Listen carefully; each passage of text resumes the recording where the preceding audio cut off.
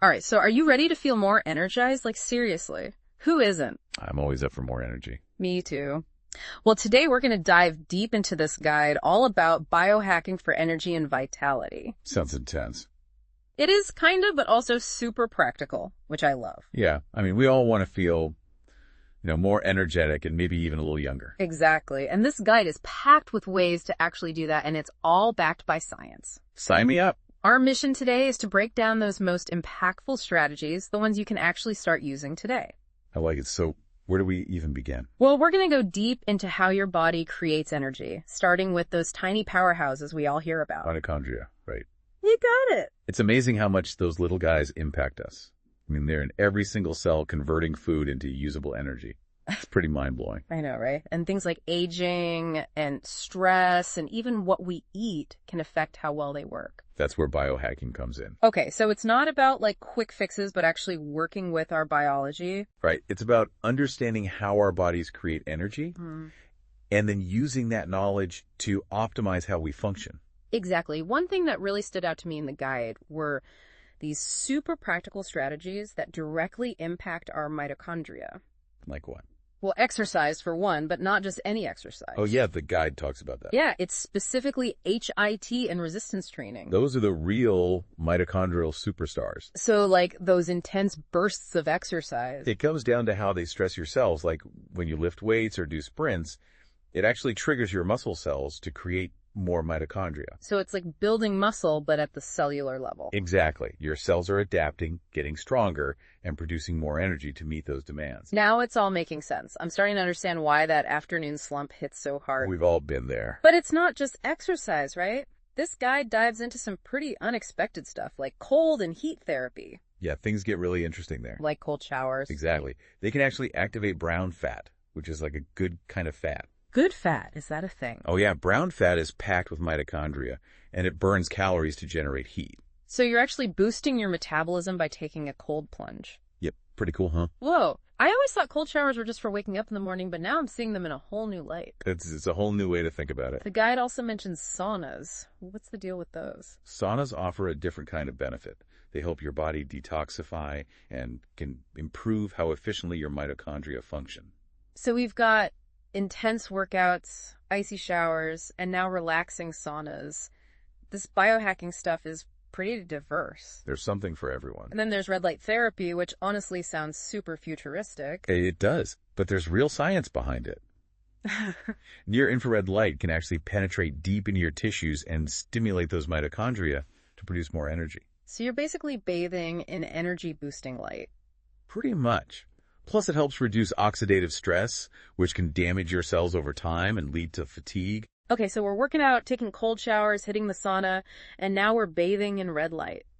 This is a whole new level of self-care. I know, right? But what if you're not ready for all that? Exactly. I was wondering about that too. Well, the guide also talks about something called NAD+, which plays a key role in energy. NAD+, what is that exactly? Think of it as this vital molecule that's involved in hundreds of processes within your cells.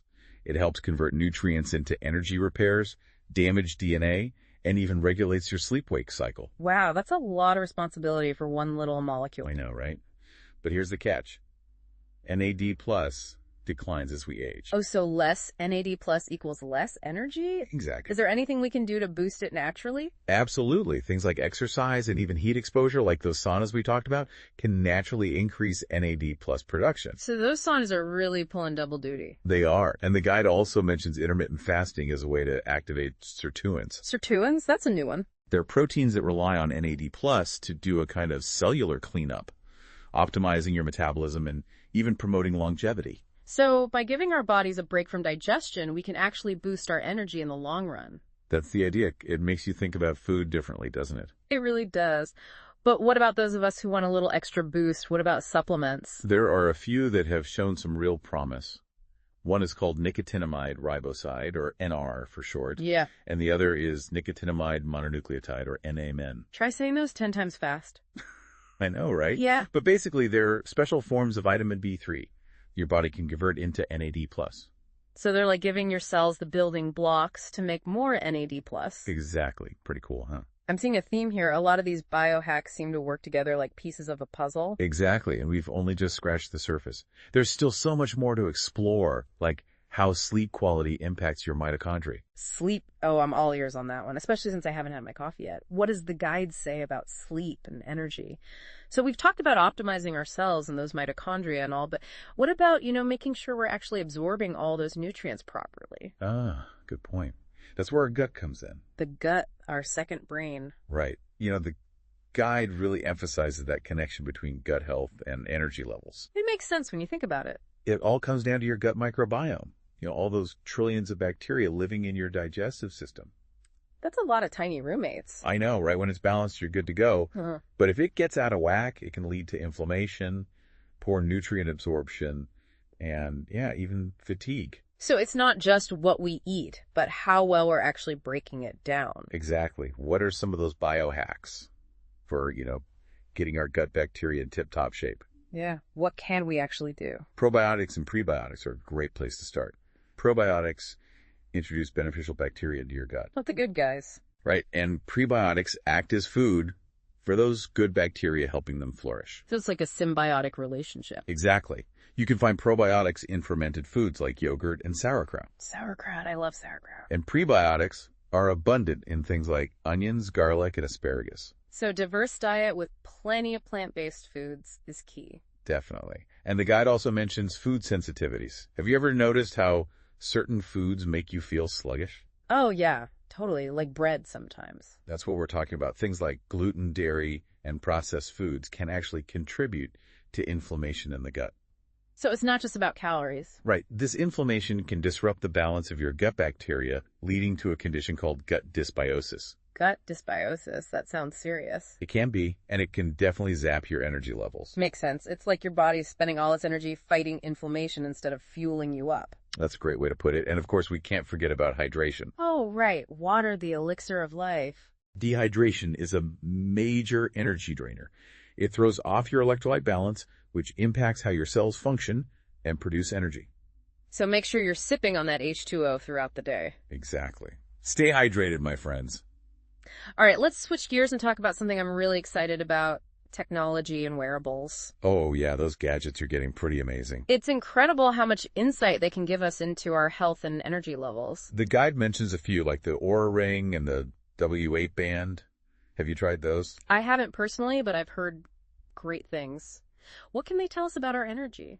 These wearables are like having a personal sleep and recovery coach on your wrist. That would be amazing. They track things like heart rate variability, sleep stages, and body temperature, giving you this detailed picture of how well you're recovering from stress and exertion. So you can actually use that data to make adjustments and optimize your energy. Exactly. For example, if your Oura Ring shows you're not getting enough deep sleep, you might try incorporating some of those sleep hygiene tips we discussed earlier. Like reducing blue light exposure before bed. Exactly. It's all about making those connections. The guide also mentions continuous glucose monitors, or CGMs. I've heard those are great for energy management. How do those work? CGMs continuously track your blood sugar levels. So you can see how different foods impact your energy. You can actually see in real time how your blood sugar spikes or dips after eating certain foods, allowing you to make choices that prevent those energy crashes. It's like personalized feedback on what fuels your body best. Honestly, takes the guesswork out of it. There are so many cool gadgets out there. What about those HRV monitors? HRV stands for heart rate variability. Right, but what does that have to do with energy? HRV is basically a measure of the variation in time between your heartbeats. So like how regular your heartbeat is. Right. It reflects how resilient you are to stress and how well your autonomic nervous system, the system that controls things like breathing and heart rate, is balanced. So a higher HRV means you're better at handling stress. Exactly. And that can definitely impact your energy levels. It's not just about pushing ourselves to the limit, but also making sure we're recovering properly. It's all about finding that balance. Speaking of balance, the guide also highlights light exposure and circadian alignment. Getting enough sunlight, especially in the morning, is crucial for regulating our body's natural sleep-wake cycle. It's like setting your internal clock to the right time. I definitely feel more energized after a morning walk in the sunshine. What's the science behind that? Sunlight helps suppress melatonin production, which makes you sleepy, and boosts cortisol, which is associated with alertness and energy. So we need that morning sun to kickstart our day, but then we have to be careful about blue light exposure at night, right? Exactly. Blue light from screens and artificial lighting can disrupt melatonin production, making it harder to fall asleep and get quality rest. Which then messes with our energy the next day. That's why the guide recommends using blue light blocking glasses or apps in the evening and creating a relaxing bedtime routine that avoids screen time. It's amazing how much impact light has on our energy. All right, let's shift gears again and talk about something else the guide emphasizes: detoxification. Detox, what comes to mind when you hear that word? Honestly, I think of like juice cleanses and all that, but I know it's more than that. It is, think of it this way. Toxins from food, air, and water can build up in your body over time. So our bodies are constantly being bombarded with toxins. Pretty much. And those toxins can put a burden on your organs, impair cellular function, and ultimately drain your energy. So detoxing helps eliminate those toxins and free up energy. Exactly. It's like cleaning up the internal environment so your cells can function optimally. What are some effective ways to detox? The guide mentions activated charcoal and chlorella.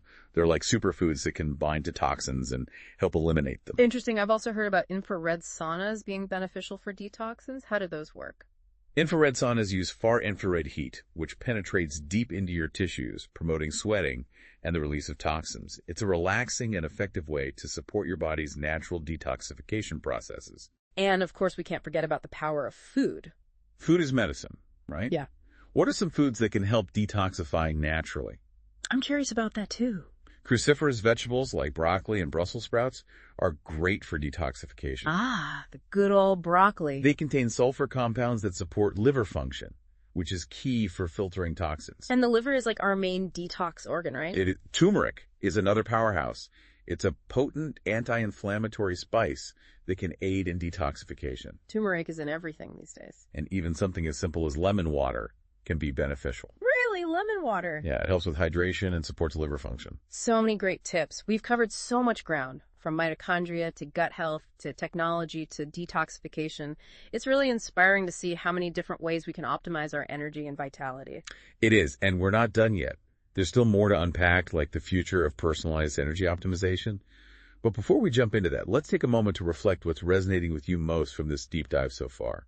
It's amazing how much we can actually influence our energy. You know, when we understand the science behind it, we've talked about optimizing our cells, our gut, even using tech to track our progress. But I'm curious about where all of this is heading. Like, what does the future of biohacking for energy look like? That's where things get really exciting. One area that's really taking off is personalized energy optimization. You know, as we gather more data about individual genetic variations, lifestyles, how people respond to different biohacks, we'll be able to create super tailored protocols. So instead of a one-size-fits-all approach, it's like having a biohacking plan that's specifically designed for you. Are we talking about like personalized supplements and routines based on your DNA? Imagine getting a blood test that tells you exactly which nutrients you're deficient in, or which biohacks would be most effective for your unique biology. We're also seeing huge advancements in artificial intelligence and machine learning that can analyze massive amounts of health data and provide insights into how we can optimize our energy levels based on patterns and trends. Wow, that's mind-blowing. It's like having a supercomputer as your personal biohacking coach. I'm really starting to see how biohacking is so much more than just a few trendy techniques. It's really about taking control of your health and well-being in a whole new way. Absolutely. But with all this potential for optimizing ourselves comes the question of what it really means to live a fulfilling and meaningful life.